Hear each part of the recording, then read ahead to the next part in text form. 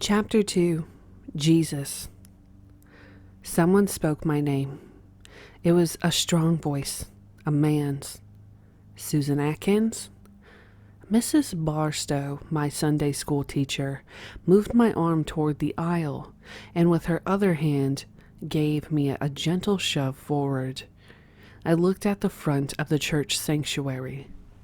Somebody, a man, was standing in front of the gigantic pulpit, and he was smiling at me, one of the smallest of the preschool children. I was scared, but I walked toward the front, dressed in my finest white dress, black shiny shoes, and white stockings.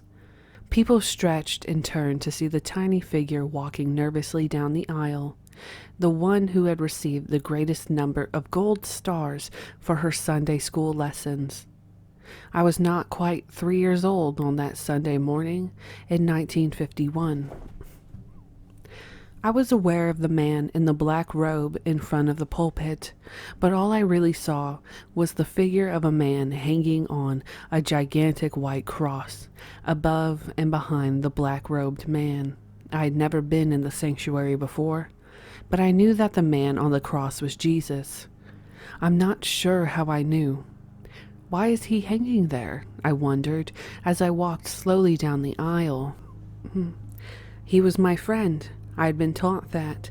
He was gentle and good, and he loved little children. Why does he have to hang on the cross? I reached the man in the robe, and he took my right hand, shaking it up and down, and then he handed me a Bible. I clutched it in both hands in front of me. It was white and beautiful, and my name was printed in gold letters on the front cover. I glanced swiftly up at the man on the cross. I hoped I had pleased him somehow. He loved little children, and I desperately wanted him to love me too. People kept telling me he did, but I wanted to be sure. This was the first time I had seen him. I turned and walked back up the aisle. I was still scared, but all the people were smiling at me. I looked down at the red carpeting on the aisle and went quickly to my seat. Mrs. Barstow guided me back to the pew. It was a hot Sunday morning shortly after that first encounter with Jesus. I walked down the steps of our home in Millbrae, California, and saw my babysitter's dad standing in the driveway, waiting to take all the kids to Sunday school. He had always taken us. Suddenly, he screamed and fell to the ground, clutching his head with both hands. He screamed louder. Everyone rushed to him. Neighbors ran to their front doors, and many went toward him. In a moment, he was quiet. He died of a brain hemorrhage. I stood in front of our house, terrified. I cried loudly and ran back toward the door. "Mama, Mama, what's the matter, Mama? What's going on to him? What's happening to him, Mama?" I stood at the door and felt my body go rigid. I could hardly move. I could hear cannons exploding within my head. Red, white, and black flashes tore at my mind. I was horrified. My babysitter, Shirley, was left without a father. I couldn't comprehend it. He was a wonderful man. I really loved him, and he was dead. How would I go to Sunday school now? I won't go anymore, I thought. I'll never go again. The ambulance squad lifted the man onto the stretcher carefully and slid him into the back. I began to cry again. I knew I would never see him again. The jolly, kind old man was dead. I remember Jesus hanging on the cross in my church. Doesn't he love him just as much as the little children? My frightened mind asked. When my babysitter came the following Sunday, I refused to go with her. I would not go to church. My father became angry, but I wouldn't move. I stayed in my room. Born May 7th, 1948, I was 5 years old when we moved from Millbrae to San Jose. I didn't understand such things, but the Korean War had ended and everyone felt comfortable with General Eisenhower in the White House. but I wasn't all that comfortable. My mother had her third child, my little brother Steve, shortly after we moved. He demanded and received all her attention. I resented that, even though one part of me fully loved little Steve. And my father was always occupied with my older brother, Mike. They were forever doing things that looked like fun. I turned my love and attention to my Siamese cat, Pia. If I was going to be left out, I wasn't going to be alone. It was nearing bedtime one night. Thunder was rolling across the sky, and lightning came faster and sharper. Soon the storm struck, and immediately the lights in our house went out. Mother quickly lighted 2 candles on the table and resumed rocking little Steve in her lap. Dad and Mike took a candle to the next room where they were playing a game. The streaks and crashes came rapidly. Pia ran under the couch and I was alone. I was afraid. I sat for a moment and suddenly, with no apparent reason, I remembered the white Bible that had been given to me in Millbrae. I knew Mother had packed it in one of the drawers in my room, but I hadn't touched it for 2 years. I ran to the room and, fumbling in the darkness, found it, still clean and white. Back in the living room, I went to one of the candles and started to thumb through the Bible. It contained color pictures of Jesus and other people. Some of the printed words were in red, too, amid the black lettering. I was deep in rapturous concentration and didn't comprehend my mother's excited words. Something's burning. But I jumped when I heard my name. Susan! My mother's voice was almost yelling. Susan, it's burning! Move, quickly! I jerked backwards from my crouching position and fell over onto the floor, holding the Bible aloft. It was smoking. I dropped it to the rug, bottom side up, and terrified, saw a black, ugly hole in the back cover. The flame from the candle had burned a hole in it. I slapped the spot over and over, and my mother grabbed it and riffled through the pages frantically to extinguish all the sparks. I was panic-stricken. I had burned a hole in the Bible. After a few hectic moments, I took it from my mother and looked at the back.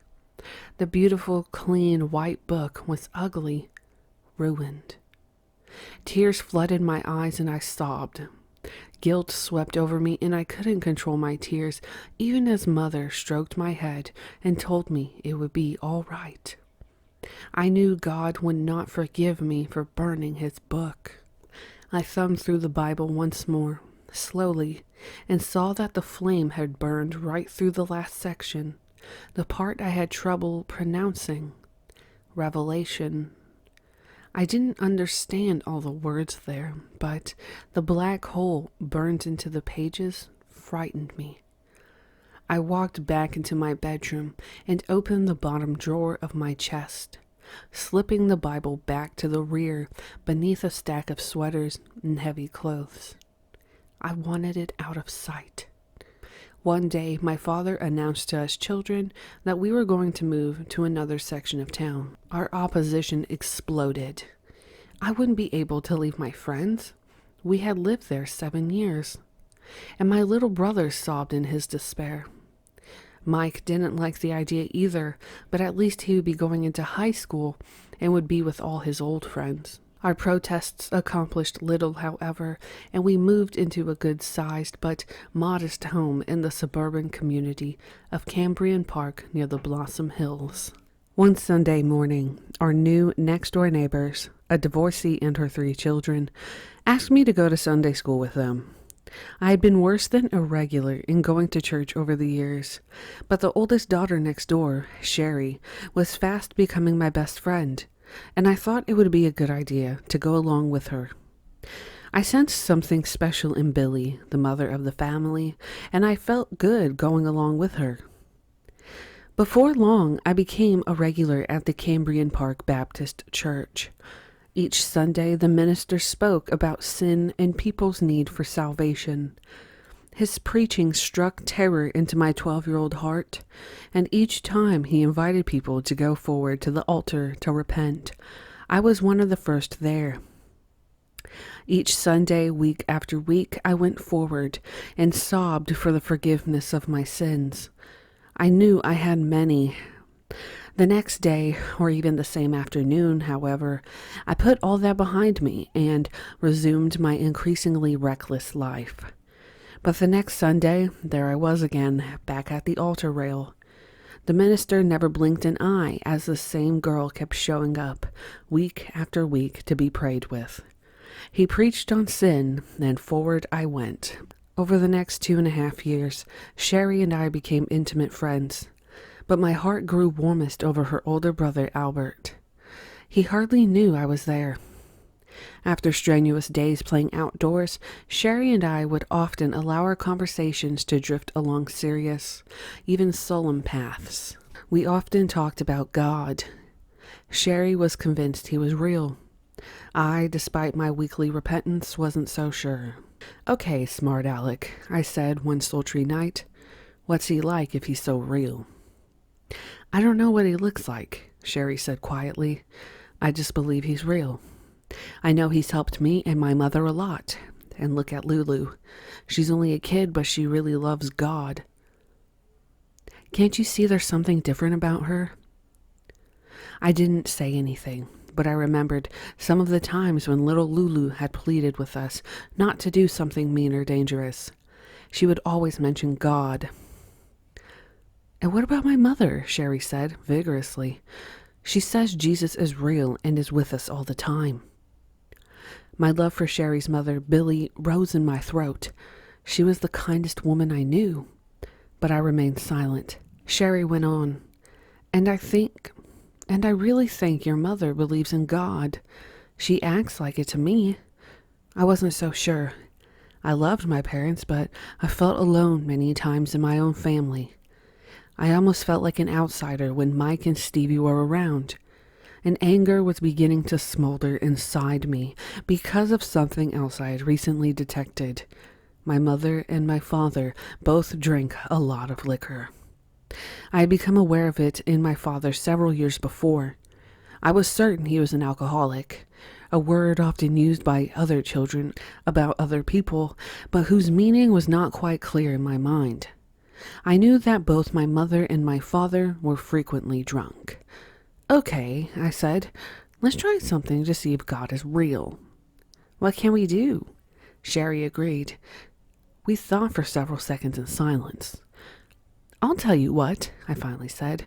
"Let's give God a present." "What?" Sherry laughed. "How can we give him a present?" "I don't know. There ought to be something. And if he takes it, he's real. If he doesn't, he's not." We thought silently for several more seconds. "I know," said Sherry. "Let's get a rose from your flower bed and put it outside. If it stays there, then he isn't real. If he takes it, then he's real." "Okay," I said excitedly. We got the rose and stood in the middle of my backyard. "Where can we put it?" I asked, holding the big pink rose carefully in 2 hands. We looked around. "Let's put it in the center of that bush over there, way back inside, where nobody can see it," Sherry exclaimed. I agreed, and we carefully placed the rose back in among the branches of the 6-foot-tall, heavily leafed bush. Then, standing shoulder to shoulder facing the bush, we solemnly voiced a small prayer. "God," Sherry said, "if you are real, please take this gift from Susan and me. We both give it to you." Each of us said, "Amen." I got up very early the next morning before anybody else was awake and went into the backyard. It was another sparkling, sunny day. Almost on tiptoe, I walked up to the bush. Lifting the branches, I stared at the center. All I saw was green branches. "It's gone," I said. "It's gone," I said aloud. "It's gone," I shouted. The rose was gone. I got down on my hands and knees and scrambled around the bottom of the bush. Nobody was there except the bush. I looked all around the yard and there was no rose. Then anger started rising in me. I bet Mike and Steve took it, I said aloud. I raced into the house and into their room, but I knew from the surprise in their faces that they didn't know what I was talking about. I raced next door to Sherry's. Her little brother was up and let me in. I bounded down the hall and into Sherry's room. I was getting hysterical. "It's gone," I cried. She looked at me in disbelief. "It's gone," I shouted again. He's real, God is really real." Sherry didn't believe me at first, but we ran together to my backyard and I looked all around for the rose. I swore to her that I had not taken it, and I cried some more. We went back to her room and sat on the edge of her bed. First I would say it, and then she would echo, "He is real. God is real." Later that summer, I was playing hopscotch on the sidewalk in front of our house as evening approached. I was the only one outside on the whole block, unusual for a summer evening in that suburban neighborhood. I smelled dinner cooking inside as I played by myself, determined to squeeze in as much time as I could before going in. The sun was getting low, and its rays were intense in the pale blue sky. Our community sat right at the bottom of the Blossom Hills, a part of the Los Gatos Range. And our home was only about 3.5 blocks away from those hills, rising gently to the east and covered with fruit trees and grapevines. As I hopped on one foot, fully absorbed, I felt an unbelievably strong urge to turn around. Without much thought about it, I turned and looked at the hills. My feet froze on the sidewalk, and I became perfectly still. Fear pushed outward against my chest. Right before my eyes, just a few hundred yards away, there was a huge burning cross. It covered half the hill, at least 100 feet wide and 100 feet long. I stared at it for several moments, but it was so bright it actually caused a slight pain in my eyes. After several seconds, I ran into the house yelling, "The hill's on fire! The hill's on fire! It's burning like a big cross! It's on fire!" My father looked up from his chair and said, "Take it easy, Susan. Calm down. What's the matter?" "It's a fire, Dad," I said, half screaming. "Come and look. It's on the hill." "I don't smell any smoke," he said, smiling up from the newspaper. "But it's burning," I exclaimed. "Come and look." "Now, Susan," he said, "go back out there and take another look. I'm sure your eyes are playing tricks on you." I was angry because he didn't believe me, but I turned and raced back out the front door and down into the yard. I looked up at the hills. My heart sank. The cross was gone. There was no fire. The beautiful trees and hills were just as they had always been. All I could see was a man carrying a ladder toward a shed on the side of the hill. I cried.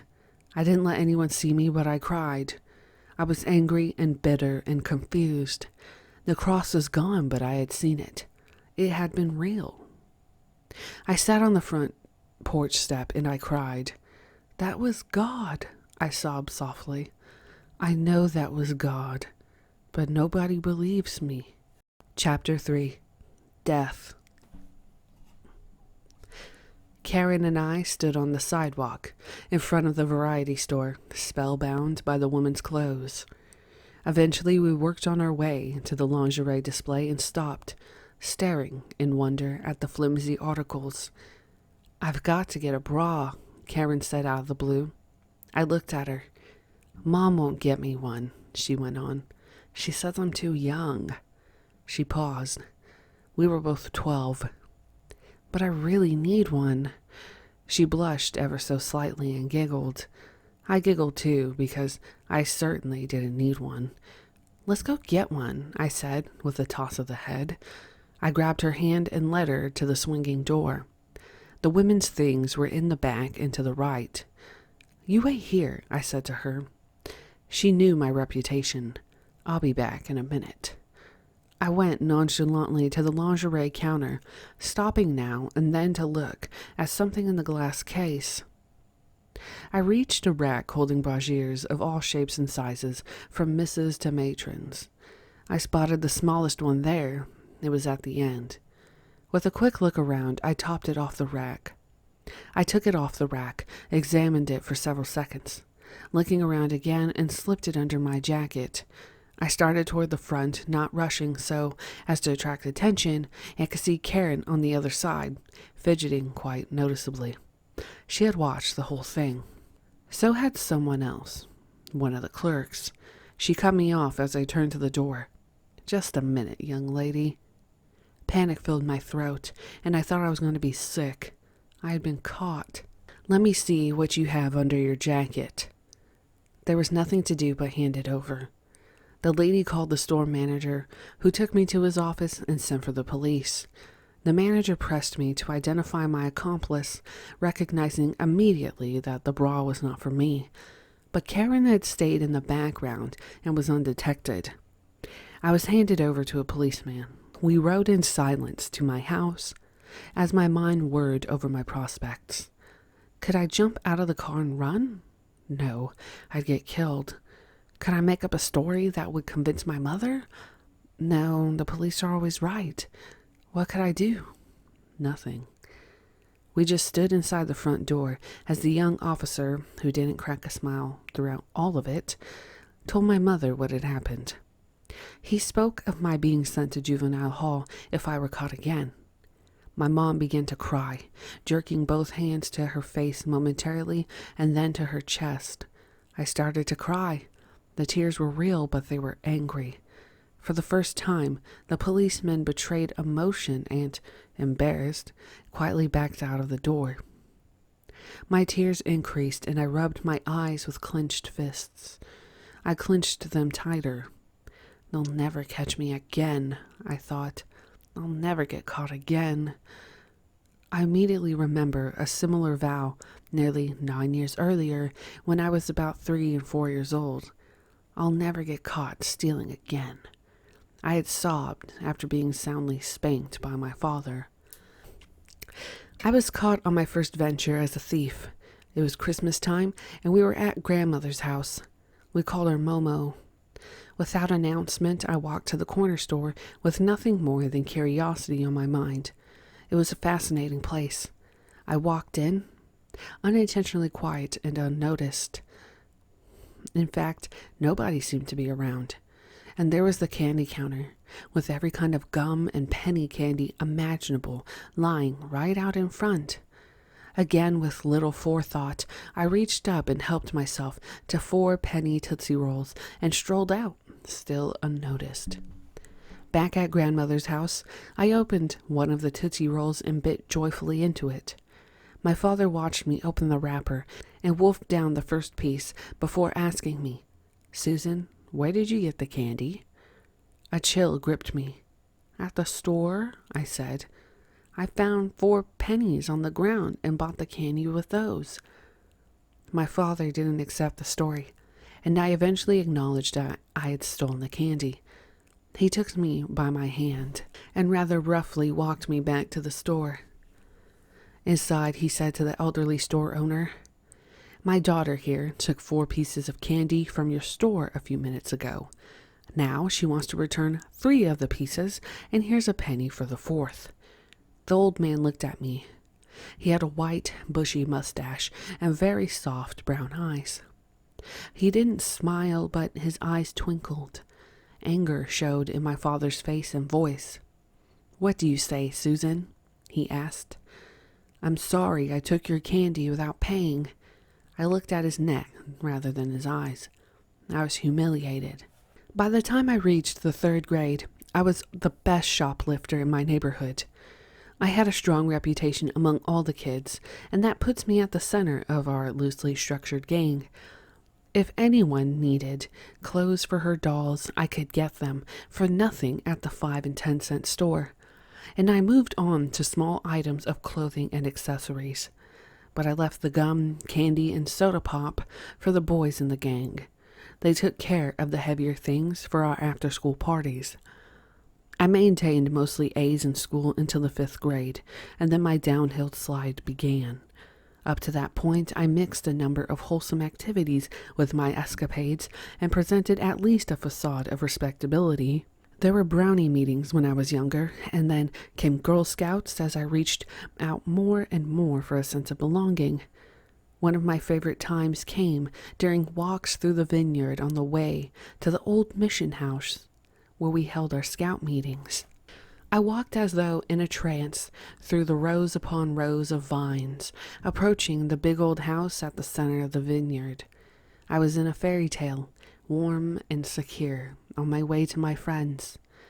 And then came boys and parties, more fun and freedom. But school was suffocating me. My first male teacher was a pushover, a soft touch. I had him around my finger. Why work? So my A average faded and then evaporated in the 5th grade. Finally, the assistant school principal called me to his office one day. "Susan," he said, his prominent jaw sticking out even farther in his closed-mouthed firmness, "you've completely fallen apart. You're failing just about everything in sight." If he wasn't going to smile, neither was I. I stared into his eyes, but he outlasted me. "I'm trying as hard as I can," I lied. "I try to do all the work, but I just seem to be having a bad time." He interrupted. "It's so bad that you're not going to pass. You're not going to make it into the 6th grade. You're going to have to repeat the 5th grade." I was stunned, and my tough look crumbled. Tears filled my eyes, but I was determined not to cry. I didn't succeed. Tears slipped from my straining eyes as the news sank in. I would not move on with my friends. I'd be left behind. I was humiliated again in front of everybody. The 2nd year of the 5th grade was no better from my point of view, and not much better from the school's. I passed, but my enthusiasm reached bottom. Boys in physical education, they were okay in that order. English, arithmetic, geography. Ugh. My second brush with death began when I was 14 years old. My father did not look into my face. Twisting his hands together, he then stiffened them and let them go limp. I knew what was coming. Mother had been in the hospital too long. There had been too many wrong diagnoses. "Mom's got cancer," he said finally, simply. "They say it's terminal. She's not going to make it." Panic surged into my throat. A bitter taste rose into my mouth. He continued to talk, but I didn't know what he was saying. My whole body shook, starting from my legs and then up into my torso, then my arms. I was very cold. What about Stevie and me? I thought. Trying to hold my hands still, they quivered perceptibly. Mike had enlisted in the Navy, as it became obvious American involvement in Southeast Asia was not decreasing, but Steve and I were still there. What will we do? I said to myself, knowing Dad couldn't cope with us. Our house grew quiet in those autumn days of 1963. It was quiet and gray, especially before Mom was finally brought home and everything was left to her pain pills. I scrambled around the kitchen in the mornings and the evenings, trying to cook, to wash clothes, to cheer up Steve, trying to squeeze my way into the in crowd at school but never making it, trying to find out what God was doing to me. By mid-fall, I was exhausted, and my schoolwork plummeted into nothingness. I was standing by the stove in the early evening as the outside darkness enveloped and then penetrated our house. I was tired and angry. In a flash, I understood my anger. I was mad at my mother for being sick. I was mad at my father because I didn't think he understood what a load I was carrying. I was mad at Steve because he needed so much help. I was mad at myself because of my resentment toward my own dying mother. She's just let go, I thought. She's just dying. I don't understand why. Why does she have to die? I'd only seen one person die, and that had taken place quickly. Mom was dying right before my eyes, a bit each day. She was beautiful, I thought, but now she's ugly. I didn't like what I was thinking. I didn't like the flames of resentment consuming me within. I didn't like myself at all. During this period of bitterness and regret, Sergeant Wright, the pastor of Cambrian Park Methodist Church, began to stop by our house regularly. Dad knew him from the time he had led the Boy Scout troop at the church. "Why don't you come to church, Susan?" he asked me once. I didn't know how to handle his bluntness, so I said I would go. Week after week I went, hoping it might do something to change things. I even joined the choir and often volunteered as a babysitter for the nursery during church services. One afternoon, I walked into the house after school and saw Mr. Wright standing alongside Mom in her bed in a room at the rear of the house. His head was bowed. Mom's eyes were closed. I couldn't hear what they were saying, but I assumed they were praying. When Mr. Wright left, he took my hand and held it for a moment, then smiled and walked out. That night, Mom seemed to be smiling all the time. She even laughed out loud when she and Dad were talking alone. It seemed that her room had gone from gray to bright blue and yellow and pink and even orange. It was the third week in December when the young people in the choir met at the church to go caroling. I was happy when I joined them, ready to go to the houses of the old people and entertain them with carols. We piled into 3 cars and set off in the cold, biting air. There was no snow, but it was cold. The kids said very little as we drove along until we reached my school. They saw me look at it, and traces of smiles began to show on their faces, but they were secretive. We turned the corner onto my street, and I knew where we were going. Instantly, my eyes filled with tears, and I was unable to see. The car stopped in front of my house, and the kids put their fingers to their lips and said, "Be quiet now. We want to surprise her." They had come to sing for my dying mother. I was crying openly as I rushed into the house and told my mom to look out the window onto the patio. There they were, 14 teenagers, boys and girls, forming a semicircle outside the window. We turned on the outside light, and they began to sing Silent Night. Tears streamed down my mother's face. Dad was crying too. I grabbed Steve's hand and squeezed it tight. We all joined hands and laughed and cried and laughed and applauded as they sang 6 of the prettiest Christmas carols I had ever heard. The kids left without me, and I stayed with Mom for several minutes. She was smiling and happy, but she was quiet. She took my hand and drew me to her. "Dear little Susan," she said softly. "Dear little Susan, it's been so hard on you." She looked at me silently for a moment. "I've asked God to let me stay with you until the new year." I was suddenly stone cold. "I'm sure he will," she smiled. "He's been so good to us tonight. I'm sure he'll let us have the holidays together." My mother died on January 9th, 1964.